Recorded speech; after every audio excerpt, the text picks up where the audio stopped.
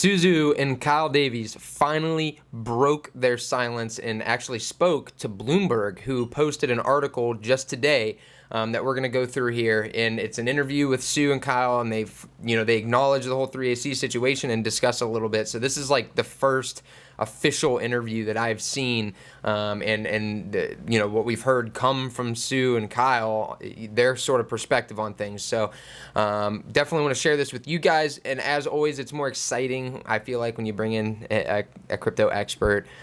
Even though in this case there's not a lot that he's contributing, we have a thread from Arthur Hayes where he takes some snippets from the Bloomberg article, because ultimately the Bloomberg article is a big fluff piece. So it's, there's not a lot of like good information about thing. It's more or less Sue and Kyle defending what happened. So to start the thread, Arthur Hayes says, "This article is so amazing, I don't even know where to begin. Let's dig into this beauty of an interview with Sue and Kyle. Come on, y'all. Sue ain't flashy. He rides his bike to work into the marina where his super yacht is moored. Only 2 homes. Bruh, you straight slumming in the Kampong, a.k.a. Tanglin." So he pulls the snippet, and this is what he's referring to and poking stab at Sue and Kyle for. Sue says, "The boat was bought over a year ago and commissioned to be built and used in Europe," adding that the yacht has a full money trail. He rejected the perception that he enjoyed an extravagant lifestyle, noting that he biked to work and back every day, and that his family only has 2 homes in Singapore. Okay, so this is comical, right? Because, first of all, he bought a super yacht. How can you buy a super yacht and claim that you're not trying to live an extravagant lifestyle, okay? The whole point of the yacht, to him, was to have a bigger boat than any of the rich people in the area. So this, to me, is just silly. While he might not have been in, like, throwing ragers or, stuff like that, it's not like because he wasn't doing those things, he wasn't living an extravagant lifestyle. And mind you, the 2 homes he had in Singapore were multi-million-dollar homes, okay? It's not like he had a couple shacks in Singapore that he was just getting by on. The man was living just fine. Take it back. As someone who loves the club, I take offense to this. So this is another snippet going right after the boat. It says, "We were never seen in any club spending lots of money. We were never seen, kind of driving Ferraris and Lamborghinis around," Zeus said. "This kind of smearing of us, I feel, is just from a classic playbook of, when this stuff happens, when funds blow up, then, these kind of headlines that people like to play." Okay, first of all, let's take the context here. While he might not have had a bunch of Ferraris and Lamborghinis, and while he might have rode to work, on a bike, a Lamborghini and a Ferrari are maybe a couple $100,000. The super yacht was, I believe it was $50 million. Okay, so there's a big difference here in the cost. Like, you could buy X number of Lamborghinis and Ferraris for that same amount. So again, to me, like, this is not a valid argument from Sue's, like, piece. Like, okay, yeah, well, you didn't go and buy the cars and stuff. You might as freaking well, because it probably would have been cheaper if you bought a bunch of Lamborghinis and Ferraris as opposed to a super yacht. So again, just kind of funny that's his defense. Didn't read the white paper, tisk tisk. What we have failed to realize was that Luna was capable of falling to effective zero in a matter of days, and that this would catalyze a credit squeeze across the entire industry that would put significant pressure on all of our liquid positions, Sue said. So, oh my gosh, I feel like there's a lot of ignorance in this comment. So, first of all, he's talking about how they failed to realize Luna collapsed. Okay, the Luna collapse thing, whether you did your research or not, you don't put all of your eggs in one basket. You don't open yourself up to the kind of risk that they were opening themselves up to. I don't care how confident you are in the project, how bulletproof it seems, you should never bet as much as they did on a single project.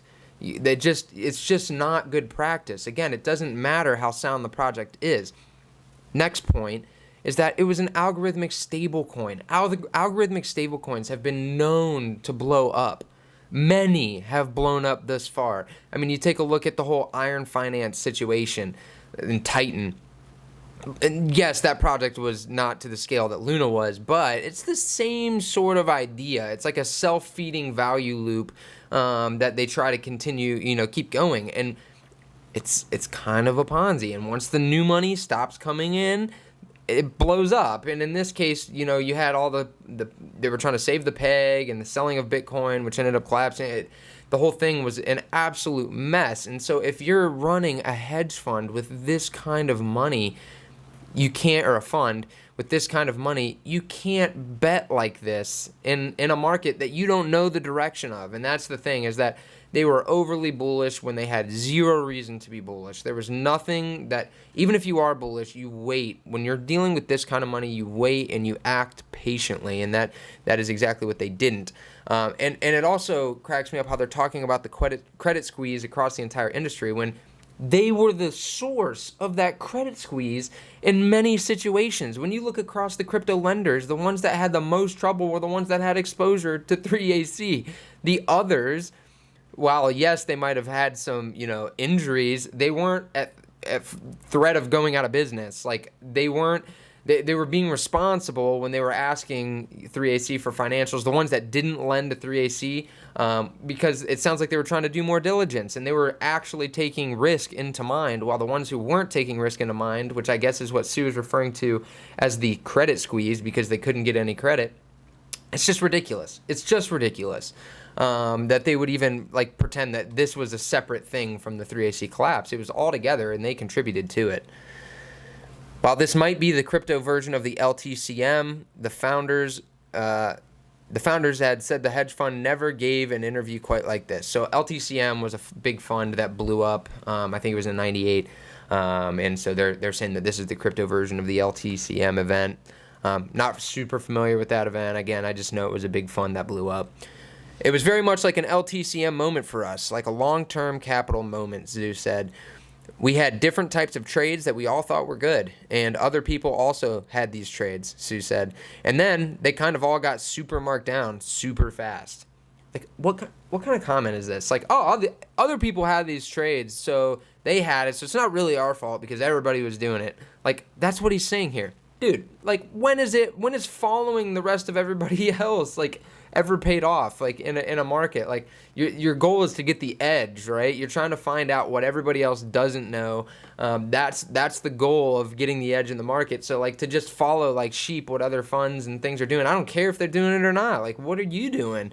And I will give him credit. He does say, and they all kind of got marked down super fast. Like, okay, so yes, the Luna thing happened super fast. Like, granted, that was all in a couple of hours, the whole game changed. I'll give them credit for that. But a lot of that was also their fault. They fueled their own demise. A lot like Luna when they were crashing, they were selling all the Bitcoin for a loss to kind of protect the peg, and then it ended up blowing up Luna, the UST peg, and it ended up blowing up the Luna token. Sue's kind of doing the same thing. 3AC was kind of doing the same thing. They had all these positions that when they started to unwind, killed their other positions. So they were the fuel of their own death spiral. So to sit here and just be like, oh, it just kind of happened super fast, and we just, everybody else was doing it, and so we just don't really know. That's just ridiculous to me. That's not what you would expect someone who is a part of a massive, fund like they were, who's leading millions or billions of dollars to say. That is not what you want to hear from them. And I don't mean to come for their throats, but these comments are just ridiculous to me. They just are not. To come up with an excuse and to write it off as just what everyone else is doing is ridiculous. Last piece of the thread from Arthur Hayes, it says, when you owe the lender 1 Bitcoin, it's your problem. When you owe the lender 10,000 Bitcoin, it's their problem. Now, this saying can be applied. A lot of people have heard this before. If you're in the finance world, you've definitely heard a saying just like this. Maybe not, in relation to Bitcoin, but with dollars. If you owe the bank $1, they'll kick your ass. If you owe the bank $1 million, they'll pat you on the back and help you with everything you need. You know what I mean? The idea here is that it's easy for a bank to write off 1 Bitcoin or a crypto lender to write off 1 Bitcoin, but when you owe them 10,000 Bitcoin, they have to help you figure out the problem. And so when you look at this next part of the article, it says, after Luna's implosion, Zhu said the lenders were comfortable with 3AC's financial situation and that they allowed them to keep trading as if nothing was wrong. As court's filings have now revealed, many of these loans had required only a very small amount of collateral. So we saw these collateral requirements in some previous videos. They were very low. So the loan to value that they had on these positions was in some cases, not even half. So they were highly leveraged without a doubt. And so the idea here is that the lenders sort of had an inkling that 3AC was in a bad place, but they wanted to just kind of play dumb, keep going business as usual, and hoping 3AC could figure it out, because 3AC owed these lenders so much money that none of them really had the kahunas to like, you know, call 3AC out, call their notes, things like that. So what ended up happening is they all turned a blind eye to it, and we're just, again, hoping that they could continue operations until and I don't know who it was, but when the whole thing started to unravel, they had no choice, and then they had to start, filing to get their money back. So this whole thing it's to me, it shows that crypto is not immune to a lot of the same stuff that we see in the traditional finance world. This is a lot like what happened in 2008. When the mortgage market blew up like it did, a lot of banks knew that other banks were in trouble, but they didn't want to be the ones that pulled the final straw, or the Jenga block that pulled the whole thing down. They were just kind of all hoping that everyone else would figure it out and that they would be able to get their money back. Same idea here. You have all these crypto lenders that they had an inkling. They knew. I mean, when a fund is coming to you asking for lots of money and all these crazy deals, willing to give you 20% interest on the loan, like when you get these kind of things, like it's obvious that they were desperate. And these funds, these people know this. So again, I think what happened here is you had a lot of lenders that just kind of were like, oh crap, 3AC's in a lot of trouble, but they owe us so much money that we don't want to pull the Jenga block that collapses the whole thing. So we'll just kind of like look over here, give them some more money, and hope they figure it out. When, all of a sudden the Luna situation happened, the whole thing blew up, and then they had no choice. So again, guys, I'll link the full article down below if you want to check it out. Again, it's really just a fluff piece. There's not a whole lot of substance in it other than just them trying to defend what happened. So it's pretty silly.